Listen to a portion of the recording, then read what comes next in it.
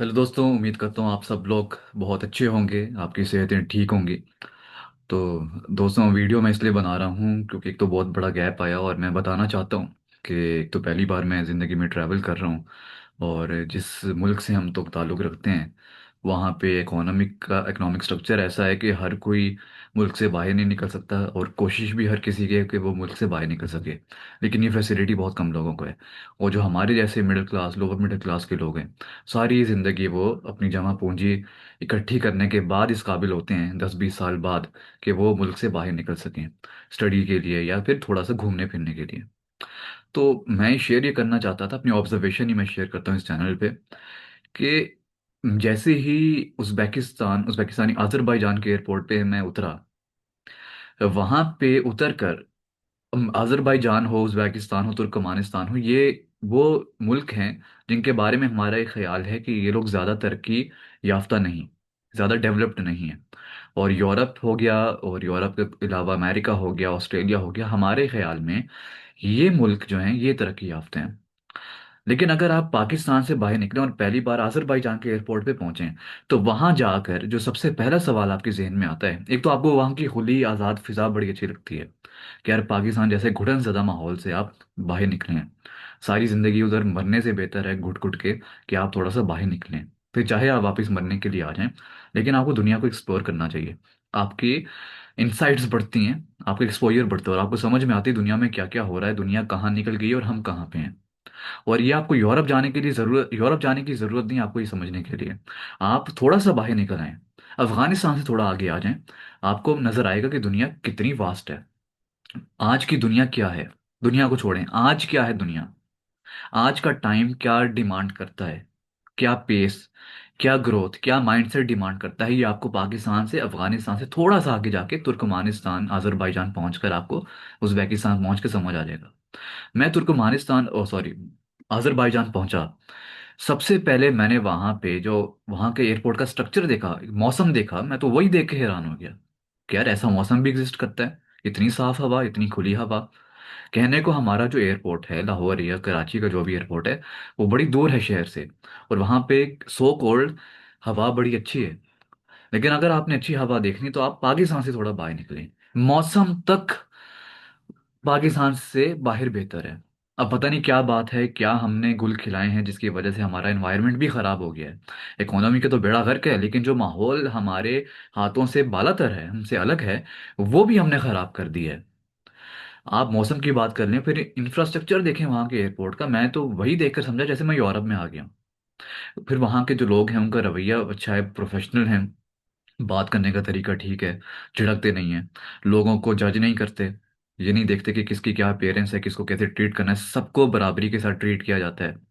कोई भेदभाव नहीं है वहाँ पे जो पाकिस्तान में हम देखते हैं। सिर्फ उज़्बेकिस्तान, सिर्फ आज़रबाईजान जाके आप देख लें, वहाँ पे आपको इतना फर्क नजर आ जाएगा, और आप कहें हाथ सर पकड़ लेंगे, यार हम कहाँ रह रहे हैं, ये कहाँ रह रहे थे, हुआ क्या है हमें।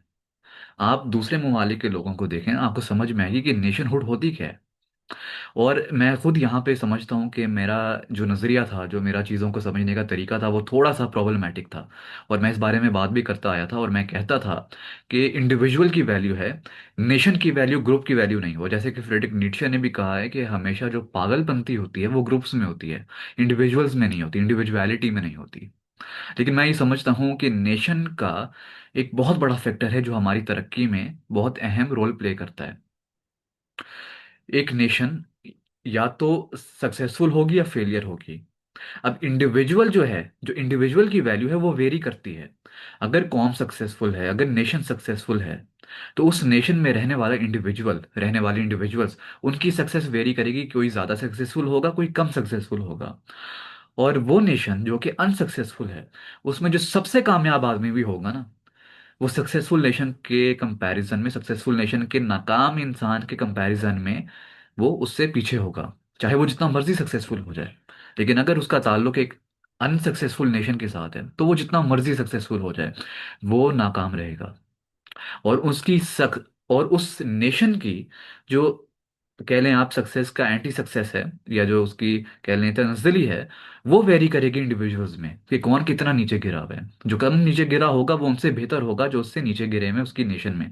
लेकिन जो नेशन ऊपर उठ चुकी है उसके कमतर इंसान से भी वो पीछे होगा, चाहे वो जितना मर्जी आ गया। चाहे वो पाकिस्तान का फ्यूडल है, लैंडलॉर्ड है, बड़ा ब्यूरोक्रेट है, बहुत बड़ा बिजनेसमैन है, हुएवर इट इज, वो अनसक्सेसफुल नेशन से बिलोंग करता है, और इसलिए वो जितना मर्जी ऊपर उठ जाए वो पीछे रहेगा उन कौमों से जो कि उसकी कौम से आगे हैं। और उस कौम के अनसक्सेसफुल जो लोग होंगे ना उससे भी वो पीछे होगा क्योंकि वो कौम सक्सेसफुल है। और मैं हैरान हुआ देख के यार, इंफ्रास्ट्रक्चर की बात कर लें आप, सिर्फ आजरबाईजान की बात कर लें, मैं और किसी चीज़ की बात नहीं कर रहा, वहीं पे पहुंच के ऐसा लगा है यार हम कौन सी दुनिया में आ गए हैं। मुझे बिल्कुल एक्सपेक्टेशन नहीं थी कि आजरबाईजान जैसा मुल्क भी इतना तरक्की याफ्ता हो सकता है। उसका एयरपोर्ट, मैं सिर्फ स्टे के लिए रुका एयरपोर्ट पे, और एयरपोर्ट देख के अंदाजा हो गया भाई कि मुल्क क्या होगा। वहाँ की मैनेजमेंट देख के मुझे अंदाजा हो गया, वहाँ के लोगों का तरीका, बात करने का तरीका देख के मुझे समझ आ गई कि भाई वो कितना आगे हैं। अगर आजरबाईजान जैसा मुल्क हमसे इतना आगे है, और पाकिस्तान से यूरोप कितना आगे होगा, बाकी मुल्क कितना आगे होंगे पाकिस्तान से, अनबिलीवेबल।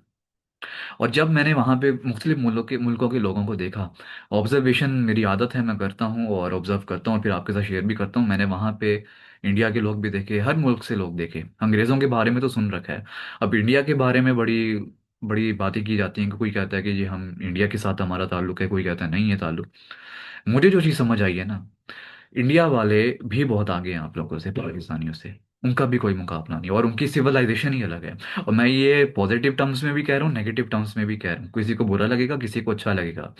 अब इंडिया वालों को अच्छा लगेगा कि मैं कह रहा हूँ आगे हैं, और मैं क्यों कह रहा हूँ आगे वो उनको बुरा लगेगा, क्योंकि उनकी एक ब्राह्मणिक सिविलाइजेशन रही है, लोगों को लूटने की, लूट मार करने की, लोगों पे कॉन्डिसेंट करने की।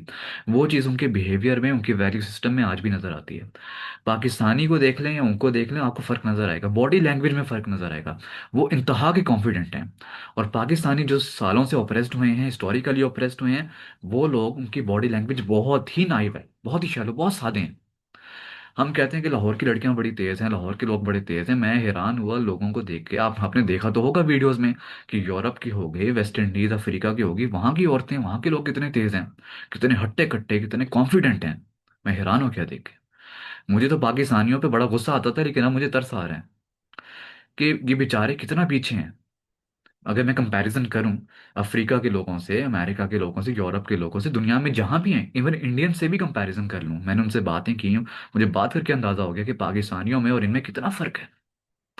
वहां की औरतें, वहां की लड़कियां, वहां के मर्द, हर कोई लाहौरियों से, पाकिस्तानियों से बहुत तेज है। और मैं लाहौरियों को, पाकिस्तानियों को बहुत लास्ट में रैंक करूंगा, तेजी के मामले में, स्मार्टनेस के मामले में। बहुत पीछे हैं, बहुत सादे हैं। हाँ, वो स्मार्टनेस दिखाते हैं लेकिन उसकी जो इंटेंसिटी है वो बहुत ज्यादा है दुनिया में।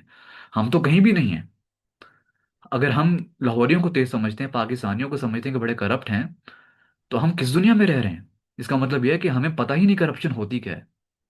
We really don't know about anything. तो दोस्तों, आप जिंदगी में एक बार पाकिस्तान से बाहर निकल के जरूर देखें। आपके 14 तबक रोशन होंगे, इंसाइटफुल होंगे आप। फिर आप चाहे पाकिस्तान में रहना चाहें, ना रहना चाहें, आप उससे बेहतर जिंदगी गुजारेंगे जो आप पाकिस्तान में ही रह के गुजार रहे हैं और बाहर, बगैर बाहर जाए गुजारते हैं।